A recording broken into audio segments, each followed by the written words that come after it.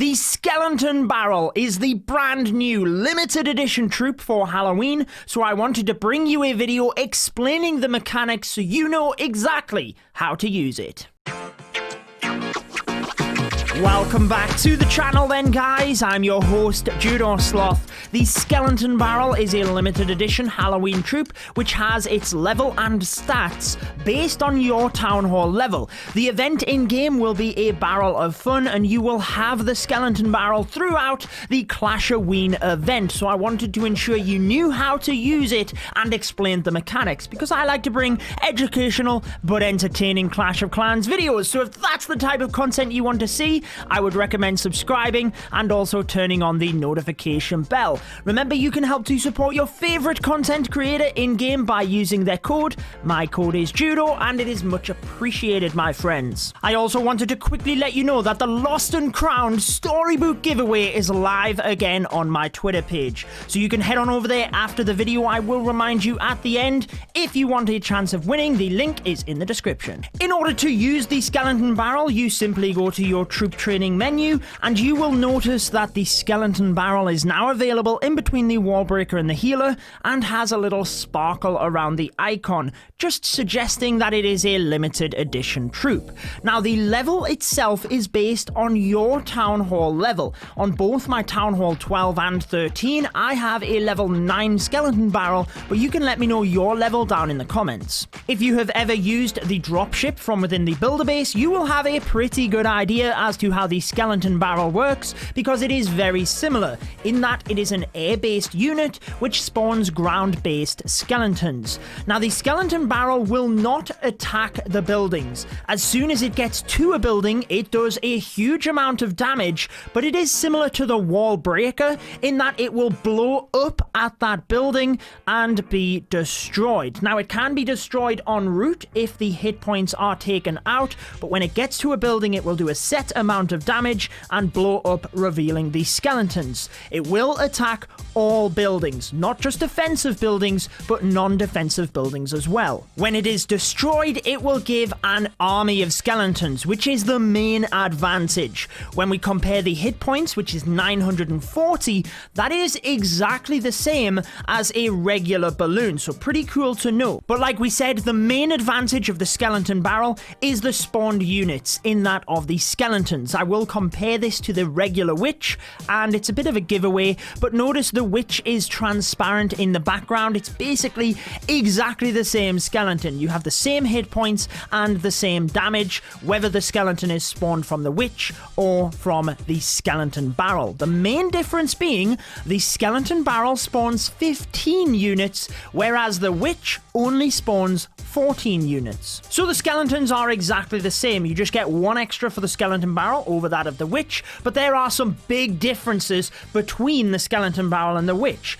Namely, the Skeleton Barrel is an air-based troop, the witch is a ground-based troop. The witch will spawn the skeletons prior to getting attacked, so the skeletons can actually protect the witch, whereas the Skeleton Barrel is completely vulnerable. You need at least one of the Skeleton Barrels to be destroyed to spawn skeletons to try and then protect the other Skeleton Barrels. But the housing space is significantly less in order to help with this. Notice that the housing space is only 5 in comparison to 12 in that of the witch. Now, the other advantage of the Skeleton Barrel, you might not know, but the wizard towers, scatter shots, defenses such as that cannot attack both ground and air troops at the same time. So if it is attacking the skeletons, the Skeleton Barrel, being an air troop, can actually just move right on through. So let's go ahead and cook up an entire army of them. Just to compare this for you, actually, let's see how many with the brand new 300 troop capacity we can take, and obviously it is 60. But if we compare that to the witch first, just so you know, so 60 Skeleton Barrels can be taken. For the witches, it is 25, so significantly more. I'm going to display in a couple of one-on-one situations the Skeleton Barrels first, and then we will get out into multiplayer and just have some fun with them as well. Let's explain the mechanics of the Skeleton Barrel. There is not a lot to it, guys, other than reiterating to you that it will blow up when it gets to a building. Notice at the bottom, it was not being attacked, but it blew up next to the builder hut.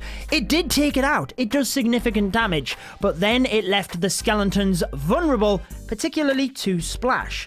Now, it is important that you understand if the building gets taken out with one of the skeleton barrels, any other remaining skeleton barrels will be protected and move forward. They will then blow up at the next building or when they get taken out by the defenses. So using multiple of them can be advantageous, but the further you go through the base, the harder it is because they continue to blow up. Let's attack by the town hall so you can see a little bit more versus the splash damage. If we put a couple of the skeleton barrels in, oh my word, I didn't realize there were so many traps up here. What is going on?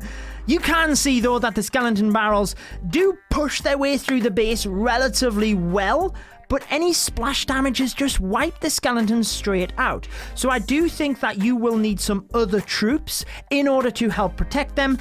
But I'm actually going to use a mass skeleton barrel attack because I think it's going to be awesome. If you can get the skeleton barrels themselves onto the splash damages, they can help to take it out. So if I show you on the town hall, we obviously have to deploy quite a few of them to even get to it.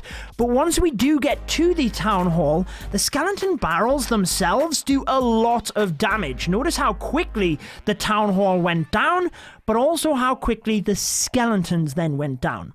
So let's do some mass attacks. You understand the mechanics. I think if we can protect the skeleton barrels deep into the base, it will be advantageous, but it's really going to be back-end splash damages, which are the main factor. So you guys know that I love searching for huge loot raids. I've been searching for about 15 minutes and I haven't really found one. So I'm just going to take this base. Now, what my plan is to maybe send a Yeti blimp into one scattershot, take out that splash, and send my heroes into the next scattershot, and that will also carve a path for my troops into the base. Now, actually, I think Yeti blimp to this side, because what that means is there's no single target inferno for my heroes. So let's see what the Yeti blimp can do here. Let's rage it up, and there we go. That will get the scatter and the single very nicely. I'm actually going to just put one skeleton barrel on that other side to help with the funnel. Then let's go with the king. Let's use a jump spell here. The queen and the royal champion flanking through. Once we have done this, we have a nice path set up for our for our skeleton barrels to move right on through. So we have the scattershot not quite going down, the queen walking here, come on, royal champion stepping up, she is going to be the MVP, yes she is, she takes it down. So let's use a couple of skeleton barrels just on the outside first to help with the pathing and the funnel. Then we can float them right on through to the center. Notice how I have taken down the left and the right. Look at all of the skeletons straight away. We still have 53 skeleton barrels. Let's just bring them all in. I can't even deploy them quick enough. Look at that. There we go with the Grand Warden. Let's get a rage spell in. We might have to freeze the air defense and the first wizard tower. Oh my word. This is insane. Let's use a poison. I don't quite want to use the Grand Warden's ability just yet. So let's use a rage and now use the Grand Warden's ability. Try and help the skeletons in the middle through that area. This is overkill. They are OP, my friends. Look at the skeleton barrels go. The single target infernos cannot keep up, and there are skeletons all around the map. Oh my word. They just got wiped out by one bomb tower. Look at it go. I jinxed them big style, didn't I? They crushed the center of that base. Wow, that was so fun to use. Even if you don't 3-star, I would highly recommend using the skeleton barrels just for how fun they are. You know me, I always like to try and bring you some education, teach you the troops, but ultimately have fun with the army compositions as well. Wow, we have to have another go.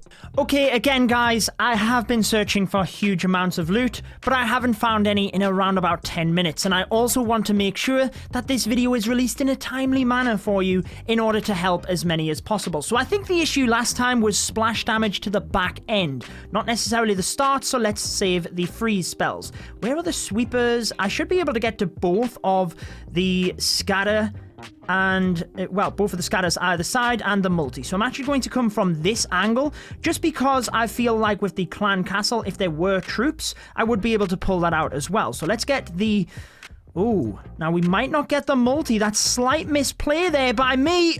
Oh, come on. Oh, we're not going to get it. I can't believe that we are not going to get that multi-target Inferno. Okay, let's use a jump on this side. We might be able to save the Royal Champion, you know, and use the Royal Champion on that side in order to take the multi. In fact, I think that's what I'm going to do. Send a couple of the skeleton barrels in, and with the Royal Champion's ability, she can probably ping through that side. What we do need is the Queen to step up here and get in towards the scatter shot. Going to have to press that Queen's ability. Royal Champion's ability now as well. Ping through the multi. Yes, it did! Beautiful! And the King and Queen take out the other side as well. That worked perfectly, my friends. We've got that pathing created. Now, I think it is a case of just sending all them in. Why wait? Let's get the skeleton barrels in and see what they do. This is so fun to use. It is by far my new favorite attack strategy. Now, we do have to make sure that we have some skeleton barrels for the back end of the base here. They are blowing up fast. Let's get another rage spell in to try and ensure that the initial buildings go down. I don't want to use my freeze spells just yet. There is my Grand Warden's ability through the town hall, through that section. We do have a skellies and we have a bomb tower and a wizard tower to deal with. So let's freeze the bomb tower first. Then we need to, we might have to freeze the bomb tower again. Oh no, we didn't! We didn't need to freeze the bomb tower, but with the wizard tower also going down, we might just get it. There are still mortars on the base. Oh my word. It is so hard with the splash damage on the back end of the base. It is such a fun attack, but it goes down so quickly. I think if you were able to maybe send the King and Queen in with the wall wrecker and carve the sides a different way, you could probably get this to work. But we had some fun. We taught you how it works, and I hope you guys enjoy using it. Now, if you do want to know how to use the brand new Super Minion, I did bring an attack strategy video on that previously, so I'd highly recommend checking that one out. Subscribe button is there as well, and do not forget about the Twitter giveaway, my friends. Link in the description. But I will see you in the next video. Until next time, take care.